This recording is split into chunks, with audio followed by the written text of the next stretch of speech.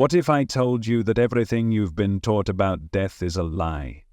That what you fear the most isn't actually the end, but the beginning of the most profound journey your soul will ever take?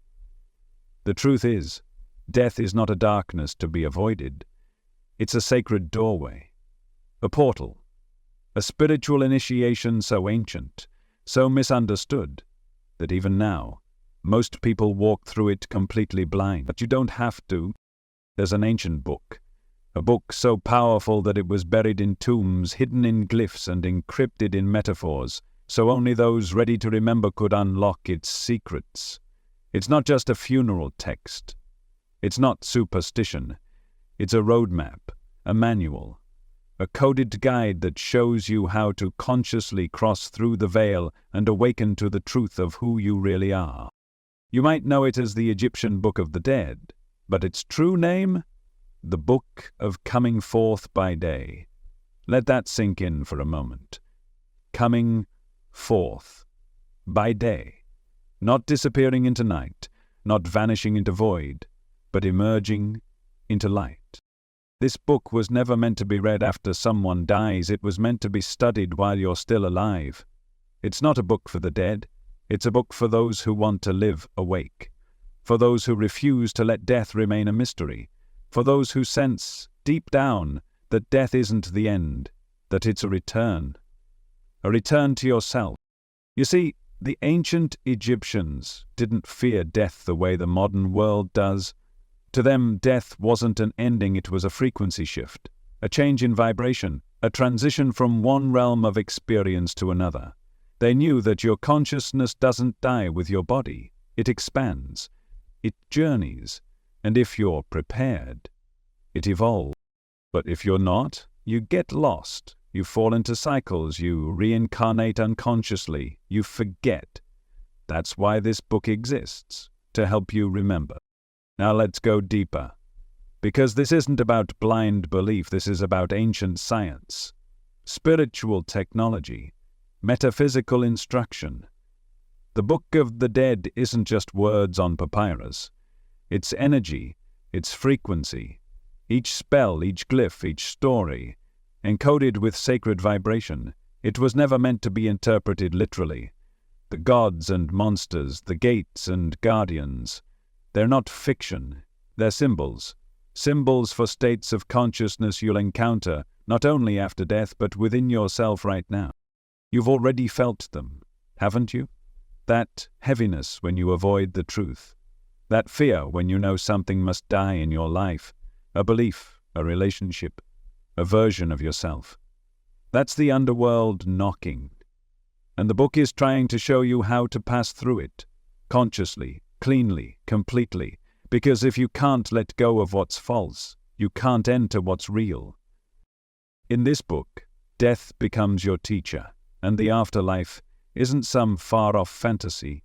It's the mirror of your own inner world. That's the key the ancient scribes knew. What you experience after you die is shaped by what you faced, or haven't faced, while alive. Let me explain. According to the Book of the Dead, your soul isn't just one thing. It's not a ghost floating around. It's a composite, a multidimensional being made of different aspects, each with a role to play in your spiritual evolution. There's your car, your life force, the breath, the energy, the spark that animates your body. It stays close to the earth when you die. It remembers your rituals, your habits, your pleasures. Then there's your ba, your unique soul identity, the part of you that journeys, that feels, that dreams. It carries your emotions, your personality, your wounds.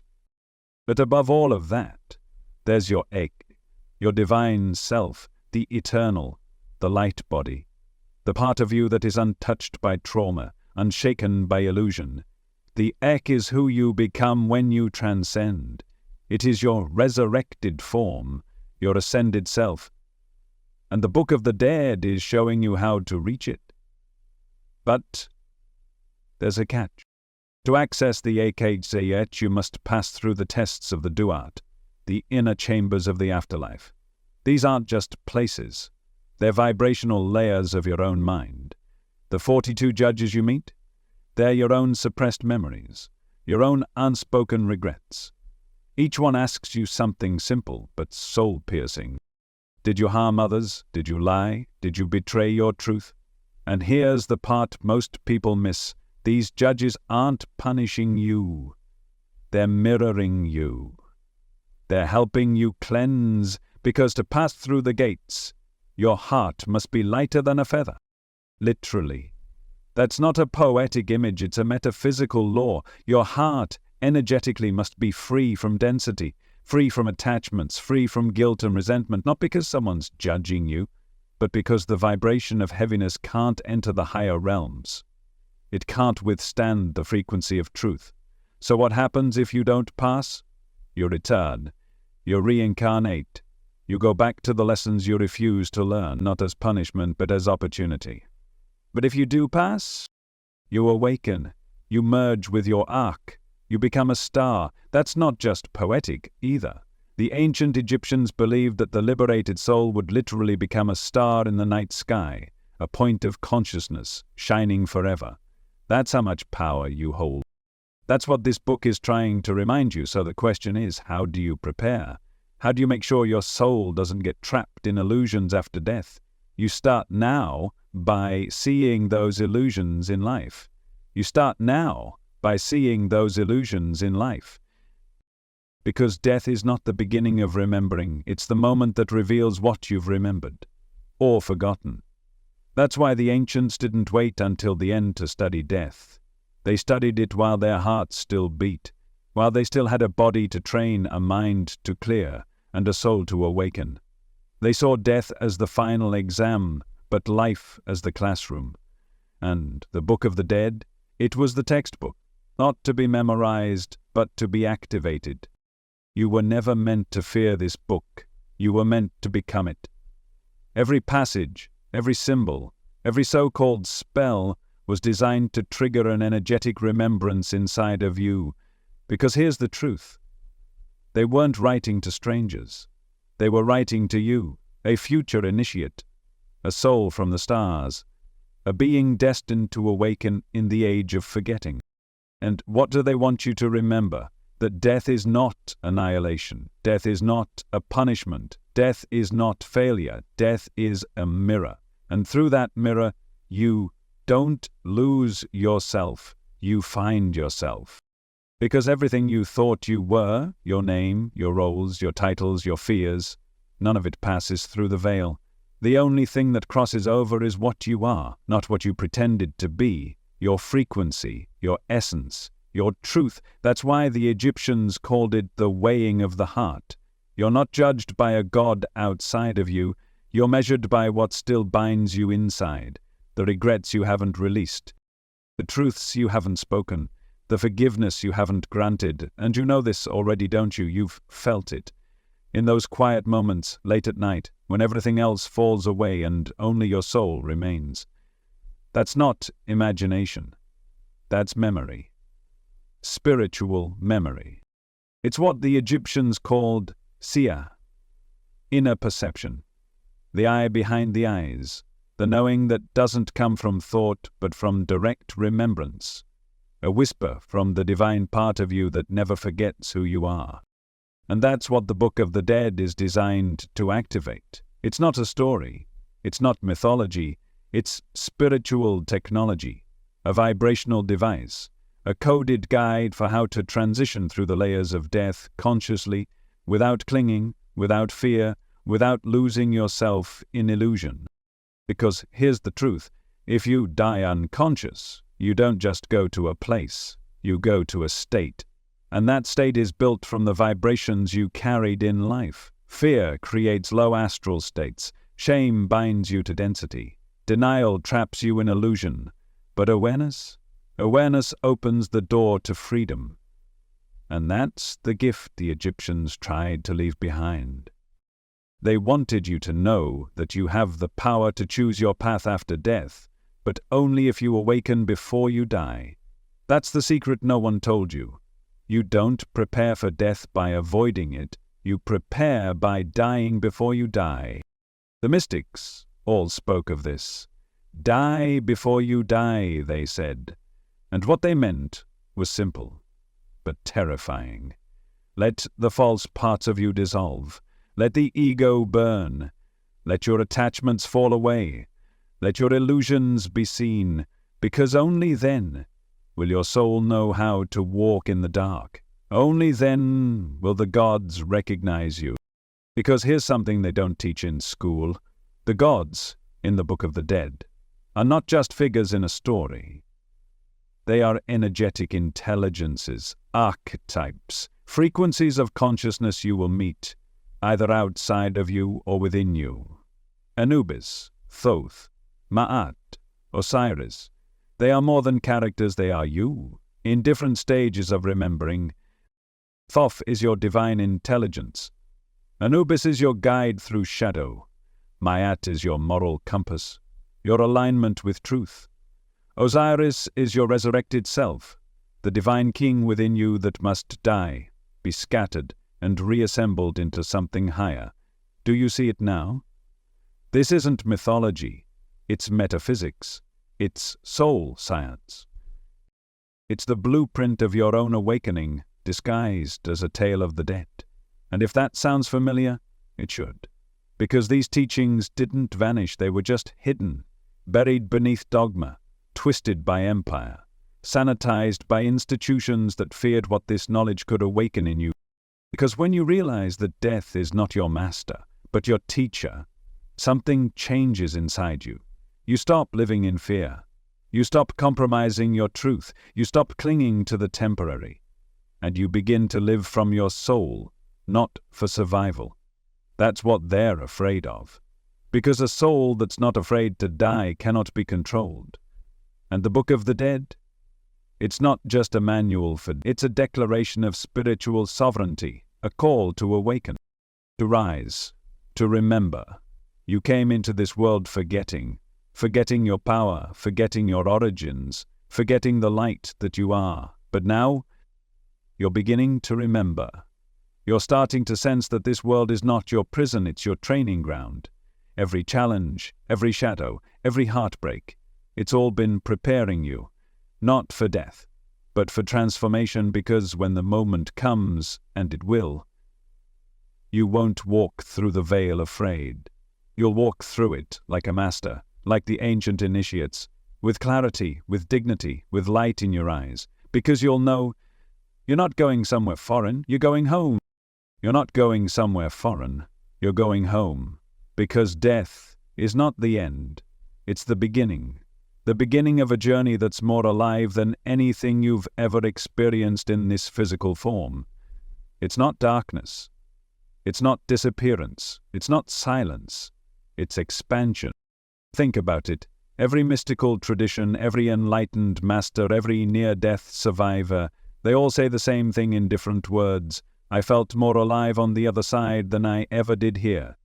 They describe colors that don't exist in this realm, emotions that aren't bound by time, a sense of knowing, deep, immediate, eternal, that can't be taught, only remembered. Because when your body dies, your consciousness doesn't. It simply shifts, like tuning a radio from one frequency to another. You don't cease to exist. You just stop broadcasting on the physical station and start resonating with another layer of the universe. A finer one, a faster one, a realm of thought, emotion, and vibration. Science is just starting to catch up to what the ancients already knew. Quantum physicists are now discovering that particles can be entangled, linked together across space and time, responding to each other instantly, even light years apart. This isn't science fiction. It's happening now. It's proof that space and time aren't barriers, they're illusions. And if particles of matter can remain connected across infinite space, what makes you think your consciousness is limited to your brain? It's not. You are not your body. You are the field surrounding it. You are the observer behind the eyes, the awareness within the thought, the stillness beneath the noise. And when the physical form drops, you don't vanish. You shift. That's what near-death experiences are showing us. People flatline, no brain activity, no heartbeat, and yet they return with vivid memories, detailed perceptions, encounters with beings of light, life reviews that don't just replay their actions, but reveal the emotions of everyone involved. Do you understand how profound that is? They're not just seeing what they did, they're feeling how it affected others. That's the soul's perspective. That's the lens you see through when you leave the body. It's not judgment, it's resonance, it's truth, it's energetic accountability, and it matches exactly what the Book of the Dead describes. A realm where your thoughts become your surroundings, where your inner state becomes your outer reality. That's what awaits you after death. Not fire, not punishment, not heaven or hell in the way you've been told, but vibration, a landscape made of your own consciousness, and how you move through that landscape depends on what you've remembered. Because when the heart stops beating, something extraordinary happens. Your ka, the vital force, separates first. It stays near the earth like the residue of your breath. Then your ba begins to rise, the soul self, the feeling, dreaming, perceiving part of you. And in that moment of transition, as you share the skin of mortality, you encounter a vastness that cannot be described, a realm where time collapses, where thought is instant, where you are no longer watching life, but being life. And then comes the light. The ancients called it the light of Ra. In Tibetan texts, it's the clear light of ultimate reality, and modern experiences just call it the light. But it's not a light like the sun. It's not outside of you. It's you. It's your own divine consciousness, unobstructed. For a brief, brilliant moment, if you're ready, you merge with your infinite self. You see everything, remember everything. You feel the truth of your own divinity. No fear, no shame, just the overwhelming sense that you are home. But most people, they're not ready. And so the light fades. The journey continues. And that's why this book was written. Not for the few who are already prepared, but for you, the one who wants to be, the one who knows, deep down, that this life is not random, that these moments of struggle, of awakening, of searching, are not for nothing. They are your training, they are your preparation, because the next world doesn't begin after death, it begins now, right now, in how you live, in how you think, in how you forgive, in how you release. You're already shaping the energy that will carry you into the next realm. The thoughts you hold, the attachments you cling to, the love you give, the lies you believe, each one adds weight or lightness to your heart. And when your heart is weighed on the scales of Mahat, it won't be about what religion you followed, it won't be about how many rituals you performed. It will be about one thing: truth. Did you live in alignment with your truth? Did you speak it? Did you embody it? Did you live as if your soul mattered more than your image? That is the only measure, and the only way to prepare is to remember. As the ancient Egyptian temple inscription reads, "Man, know thyself, and thou shalt know the gods." Because the gods aren't outside of you. They're encoded within you. They are. The question isn't whether you'll go through death. The question is, how will you go through it? Because the ancient Egyptians already answered the rest. They gave you a roadmap, a guide, a sacred manuscript carved in stone and sung through ceremony. But over time it became misunderstood, misnamed, mistranslated. You were told it was called the Book of the Dead, but that's not its real name. Its real name is the Book of Coming Forth by Day. And that changes everything. Because this isn't about fading into night. This isn't about descent. This is about emergence, light, rebirth, coming forth by day.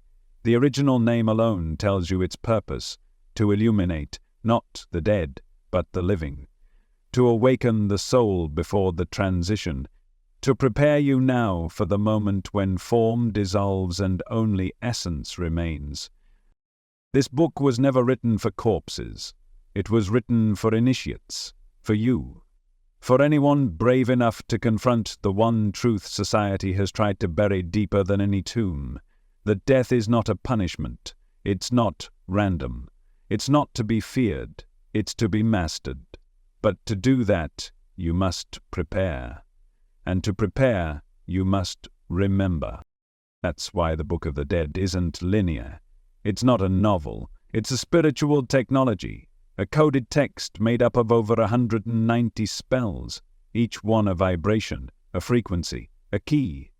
Some are prayers, some are invocations, some are vivid descriptions of what the soul will see, hear, and face, and some are warnings, but all of them other instructions, and if you read them like fiction, you miss the entire point, because the monsters aren't literal, the gates aren't physical, the gods aren't outside of you. This is symbolic language, mystical encryption. It's not mythology, it's metaphysics. This is how the ancient initiates preserved their wisdom, by hiding it in plain sight. They understood something powerful. If you tell people directly how to unlock the soul, how to cross dimensions, how to dissolve fear, that knowledge becomes dangerous in the wrong hands. So they disguised it, wrapped it in myth, encoded it in poetry. That's why when modern scholars tried to decode it like a textbook, they failed. Because this book doesn't open with intellect, it opens with resonance. It requires something deeper than the mind. It requires the soul to remember. And that remembering begins with language. The ancient Egyptians didn't write in letters, they wrote in glyphs. Each symbol wasn't just a picture, it was a portal, a vibrational imprint, a reflection of cosmic truth. When you look at an Egyptian glyph, you're not just reading, you're activating. Each hieroglyph carries sound, color, energy, form, meaning, all at once. It's a multidimensional language designed to bypass the rational mind and speak directly to your soul. And the scribes of Thoth, the initiates who transcribed the Book of the Dead, they knew this. They weren't just writers, they were priests, alchemists of consciousness, guardians of divine knowledge. Every stroke they carved was sacred.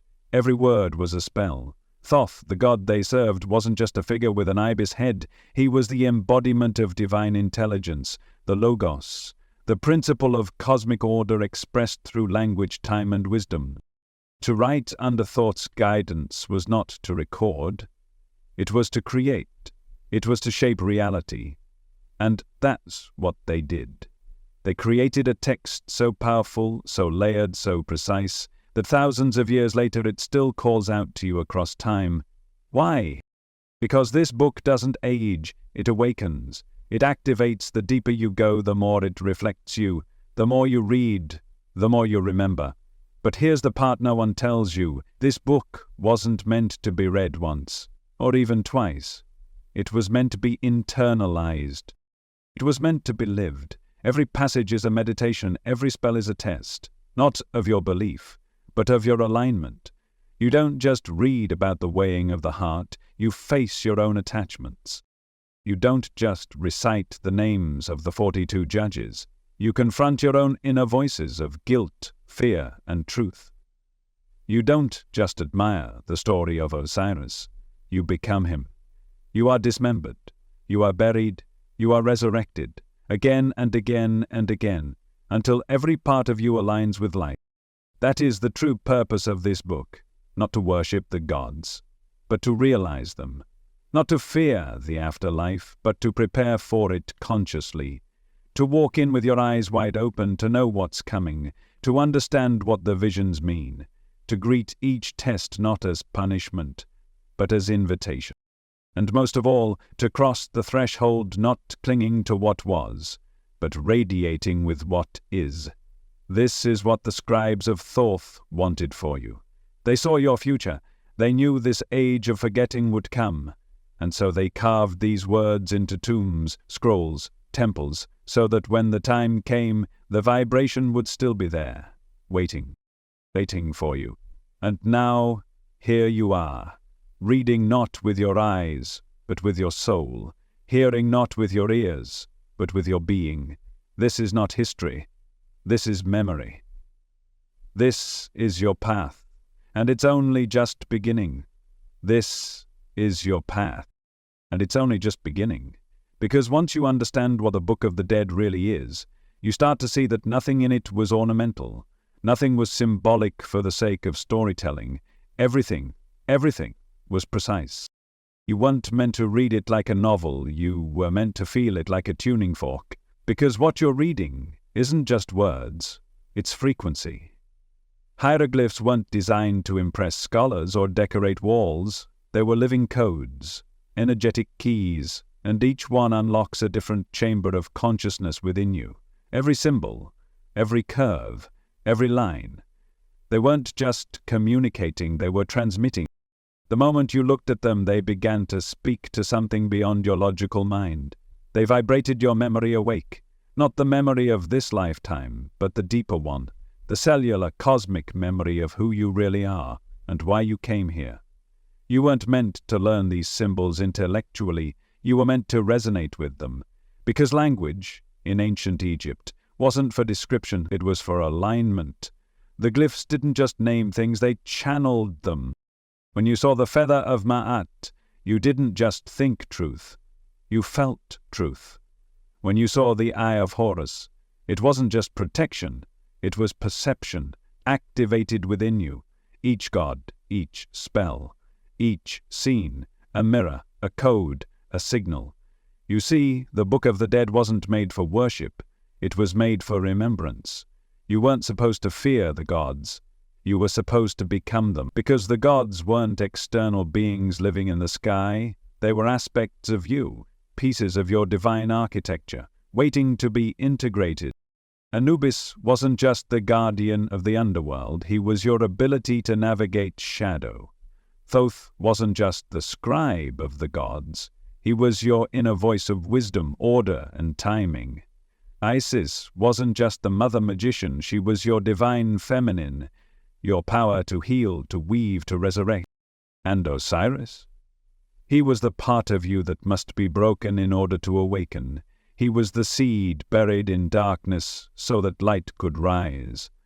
These deities weren't meant to be deified, they were meant to be embodied, and through ritual that embodiment became real. Ritual wasn't ceremony for ceremony's sake. It was vibrational realignment. It was frequency practice. It was remembering through movement, sound, smell, and intention. The incense, the chant, the placement of the hands, the uttering of sacred names, they weren't superstition, they were technology. Spiritual technology. Each element tuned the body, aligned the breath, opened the field, so that the initiate could shift their state. And that's what death requires, a shift in state. So the rituals prepared you. Every offering, every invocation, every sacred word was a dress rehearsal for the real thing. The moment you cross the threshold, and your inner vibration becomes the only truth that matters. Because you don't bring your titles, you don't bring your status, you don't bring your followers or your wealth, you bring your frequency. And that frequency is shaped right now by your thoughts, by your choices, by your alignment. That's why reading the Book of the Dead isn't passive, it's active. It's not about memorization, it's about activation. When you speak the spells aloud, when you picture the scenes, when you meditate on the passages, you're not studying a text, you're reprogramming your soul. You're lighting up ancient pathways in your DNA. Because the wisdom isn't out there, it's in you. The book just reminds you. The glyphs just awaken you. The rituals just realign you with what your soul already knows. You've read it before. You've spoken it before. In temples, in tombs, in lifetimes forgotten to the mind but not to the soul. That's why it feels familiar. That's why something stirs when you hear the names of the gods. That's why you don't need to understand it to feel it. Because this book was written in the language of your own becoming. And it's not asking you to believe, it's asking you to remember. To remember the version of you that stood in the temples, that walked with the priests, that faced the underworld not with fear, but with fire, that knew how to die with dignity, and knew that death wasn't lost, but return to truth, return to light, return to the you that cannot be harmed, cannot be lost, cannot be diminished, the eternal self, the Ak. And the more you engage with the book, not as a relic, but as a mirror, the more you start to feel it, the more you start to see it in everything, not just in tombs or glyphs or old texts, but in your own life. Your relationships become spells, your fears become gates, your triggers become judges, your forgiveness becomes liberation, and every moment becomes a ritual, every breath a spell of coming forth by day. Because once you awaken to what the Book of the Dead is really teaching you, you realize you've been practicing it your whole life, and now you're ready to practice it on purpose. Because now you're ready to practice it on purpose. To use your life as ritual. To use every shadow, every heartbreak, every moment of silence as a rehearsal for the moment you leave this body. Because here's what they never told you. Death is not a singular event, it's a journey. A passage through layers, dimensions, mirrors, and at each layer you don't face punishment. You don't face a God waiting to judge you. You face yourself. Your thoughts, your fears, your unlived truths. That's the bardo. You may have heard the term in Tibetan teachings, a space between death and rebirth. But the Egyptians knew it too. They mapped it differently, gave it different names, but the essence was the same. Death is not a door. It's a hallway. And in that hallway, every illusion begins to fall away. The moment your consciousness leaves the body, the first thing you encounter is the residual self, the echo of your identity, your story, your personality, everything you believed yourself to be. And if you're not prepared, you cling to it. You think it's you, but it's not. It's just the outer skin of who you were. And the Book of the Dead teaches you how to shed it, gently, consciously, truthfully. Because if you hold on, if you grasp, you stay stuck, and you miss the real opportunity to go deeper, to face what's underneath. The journey continues, and this is where the terrain begins to shift. You no longer see the world as it was. You see reflections, archetypes, beings of light and shadow. For some, these beings are comforting, radiant, familiar. For others, they're terrifying, wrathful, distorted, nightmarish. But here's the secret. None of them are random. They're you. They're projections of your mind, your fears, your beliefs, your unresolved wounds, made visible. They are not attacking you, they are revealing you. And the way you move through them determines everything. This is what the Book of the Dead calls the duat, the underworld. A realm not of hellfire, but of reflection. Symbolic terrain where your own consciousness becomes the world around you. Your shadows become forms. Your regrets become voices. Your suppressed pain becomes a landscape you must walk through, and at the center of it all, you reach the Hall of Ma'at, the place where your soul is weighed, not by God, but by truth. You stand before the 42 judges, guardians of the inner law, not celestial beings in robes, but aspects of your own psyche. Each judge represents a principle of divine order, honesty, compassion, restraint, loyalty, courage, humility. And they don't ask you for confessions, they ask for alignment. Each one says, I have not lied, I have not harmed, I have not stolen, I have not dishonored the truth. And you must affirm them, not by reciting from memory, but by vibrating in truth. Because this isn't a courtroom, it's a mirror. And what you see in it is not who you wanted to be, but who you chose to be. This is the ultimate moment of shadow integration, where the masks fall, where excuses dissolve, where you meet the raw reflection of your soul, and then comes the final test. Your heart is placed on the scale, and opposite it, the feather of Ma'at, the feather of truth, cosmic order, divine justice, not punishment, not karma in the way we often think, but resonance. And here's the law. If your heart is heavy, laden with regret, attachment, deception, you cannot pass. Not because someone forbids it, but because heaviness cannot enter light. If your heart is dense, you return, you reincarnate, you face the lessons again. But if your heart is light, you rise, you transcend, You move beyond the illusions of form and story and time. You become Akt, the Radiant One, the resurrected self, the divine flame returned to its source. This was never about reward or punishment. It was about harmony. You can't fake your way through this. You can't bypass it.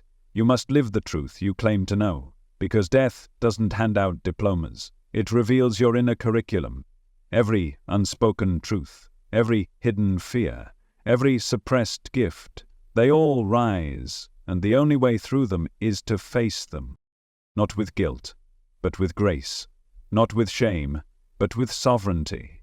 This is why the ancient texts prepared you, not to fear death, but to walk through it with clarity, to recognize the terrain, to decode the symbols, to meet the so-called gods as old friends. Because when you know what's coming, you move through it with awareness, and awareness is liberation. That's the secret of the bardo. The passage is not judged by distance, it's judged by consciousness. The more conscious you are, the more light you carry. The more light you carry, the higher you rise. And the higher you rise, the clearer it all becomes. The death was never your enemy. It was your mirror. And now you see yourself fully. Not just the shadow, not just the light, but the whole. And in that wholeness, you are free. And in that wholeness, you are free. But only if you've earned it. Because before you can rise, before you can step into the light, before you can reclaim your place among the stars, there is one more threshold. And this one, it isn't cosmic, it's personal. It's not guarded by monsters or spirits, it's guarded by you, your ego, the final illusion, the last mask, the one thing still trying to convince you that you're just a name, just a story, just a body with a past and a personality. And this is where the true trial begins. Because death isn't punishment, it's initiation. And initiation doesn't test your beliefs, it tests your being. You have to die not just physically but psychologically, the one built from survival. The one who's been performing for the world, clinging to roles, identities, validation. That version of you, it cannot pass through the flame. It must be burned. Ego death is not metaphor, it's alchemy.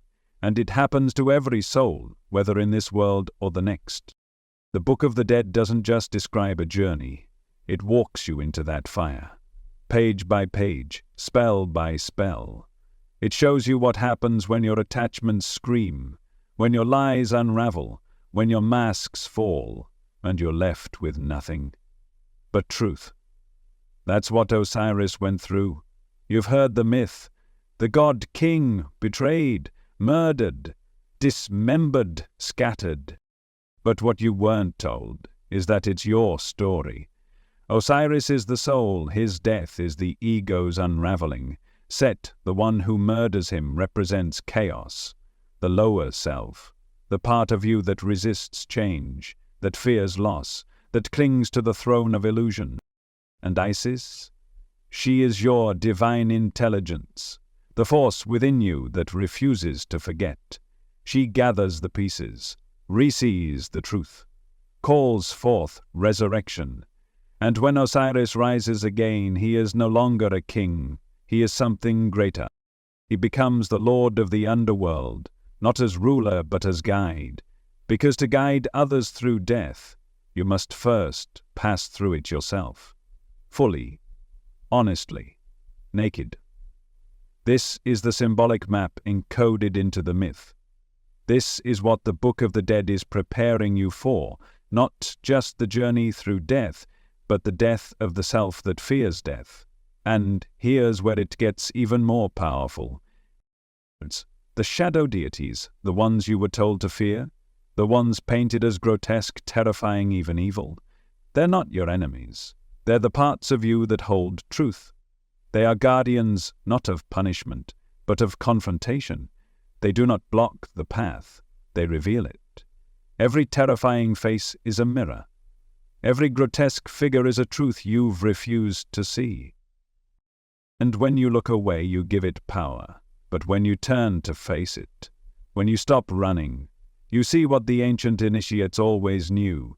that the monster is the master, wearing a mask, that behind every fear is a forgotten fragment of power, that beneath the shame is your buried life. You weren't meant to defeat these beings. You were meant to understand them, to integrate them, because the gods of shadow are not here to destroy you. They're here to dismantle the illusion. They're here to say, if you want to pass, you must drop the lie that you are separate, the lie that you are small, the lie that you are only what you've done or failed to do, because you are not your story. You are the awareness that watched the story unfold. You are the light behind the role.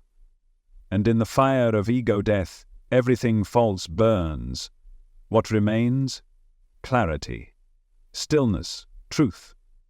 Not the truth others gave you, not the truth you performed, but the deep living truth that existed before language, before fear, before forgetting.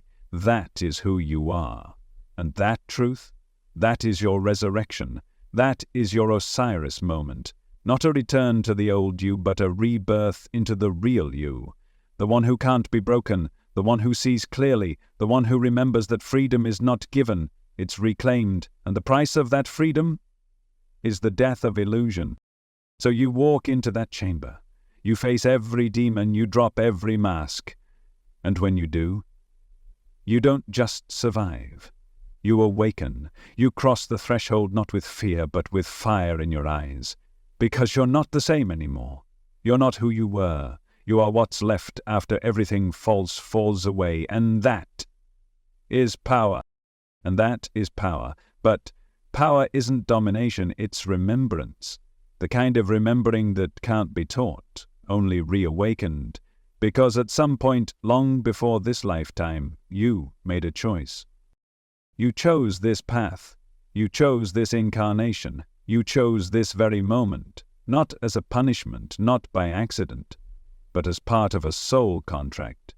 A sacred agreement to forget so you could remember, to fall asleep so you could choose to awaken. And that's what you're doing right now. You're remembering what they tried to make you forget, that you are not lost, you are not broken. You are not here to be punished or tested or judged. You are here to realize, to realign, to reclaim your place in the vast, infinite tapestry of consciousness. And the Book of the Dead, it's not separate from that. It's not a scroll to be studied or a relic to be revered. It's a reflection of something much deeper. It's written into your DNA. You don't need to find it in a tomb. You need to feel it in your cells. Because the real book, the real technology, it's you. You are the book of coming forth by day. Every breath you take is a verse. Every choice you make is a spell. Every emotion you face is a test, and every time you remember your power, your truth, your light, you write a new chapter, not just in this life, but across lifetimes. That's what the ancients meant when they said, as above, so below, as within, so without. You are the tablet, you are the scroll. You are the initiation, and everything you need to pass through the veil is already within you. But you must activate it. You must step out of sleep. You must stop waiting for permission, for proof, for someone else to bless your becoming. No one is coming to initiate you, because you're already chosen. You chose yourself, and now the invitation is clear. This is your call to inner mastery, not perfection, not presence, not image, essence. You don't need to wear robes or memorize spells or walk like an Egyptian priest. You need to walk like you, fully, truthfully, aligned, because mastery isn't about escaping the world. It's about seeing through it.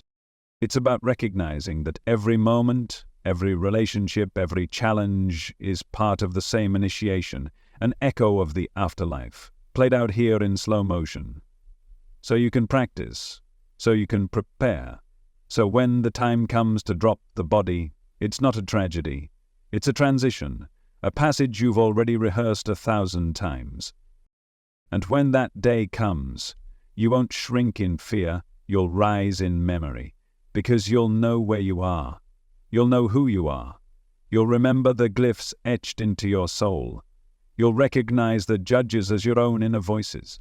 You'll weigh your heart, not with dread but with gratitude, because you lived, not perfectly, but consciously. You took the path less traveled. You chose awareness over avoidance. You chose truth over comfort, and you remembered what most forget, that your power was never outside of you.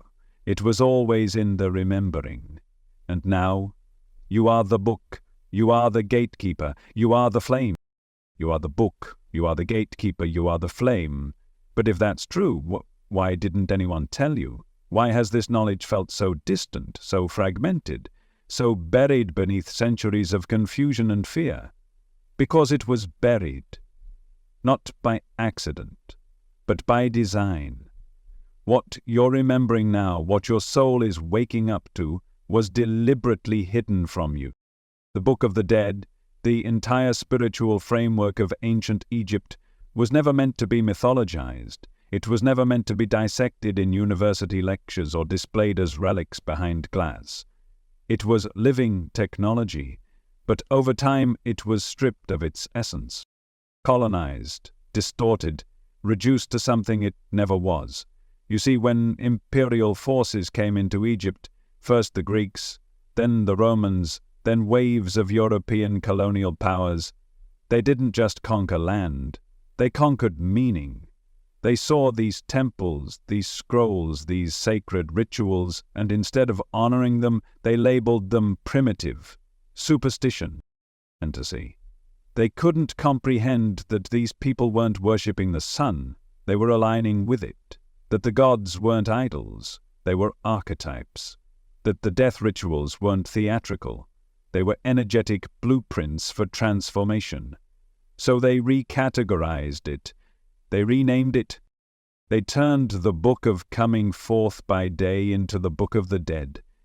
They made it sound like a tomb manual, a funerary accessory, a mystical curiosity tucked inside a sarcophagus.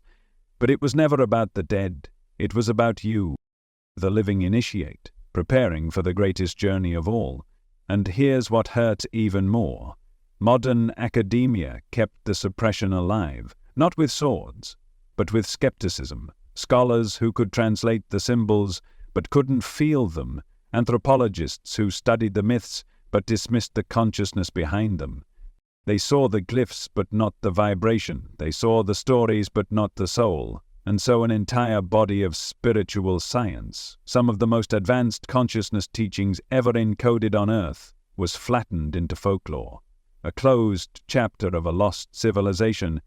But you can't erase truth, you can only cover it for a while, and the soul, it never forgets. That's why you're here, because something in you knows this isn't just history, it's home. You're not fascinated by Egypt because of aesthetics or architecture. You're drawn to it because a part of you remembers the temples, the chants, the initiations, the glyphs, the light in the darkness. And slowly, silently, the truth is rising again. People across the world are beginning to see what was hidden in plain sight. Spiritual scientists, mystics, physicists, even a few brave academics. As the late Dr. R.A. Shvela de Lubitsch once said, after decades of studying the temples of Luxor, the science of the ancients was not theoretical but spiritual. They encoded their understanding of the cosmos into architecture, art, and ritual, not to worship symbols, but to embody the divine. He saw it. Others are seeing it, and now you are seeing it. The veil is lifting, the memory is returning, and so the Book of the Dead, so long misrepresented, misread, misnamed, is no longer a relic of a forgotten past. It's a beacon for the present, because this isn't about history, it's about liberation, it's about undoing the lies you were fed, that death is final, that consciousness is local, that truth is external, that power belongs to someone else. No, it belongs to you. It's always belonged to you. But to reclaim it, you must first unlearn everything they taught you. The programming, the distortion, the dismissal of your own intuition, because the most dangerous kind of suppression is the one that makes you doubt yourself. And that's exactly what they did. They taught you to fear death, to laugh at ancient wisdom, to trust external authorities over internal knowing. But now, that spell is breaking, and in its place, remembrance, realignment, reclamation. You are no longer the student. You are the master, returning to your tools. And the book, it's not beneath you, it's within you.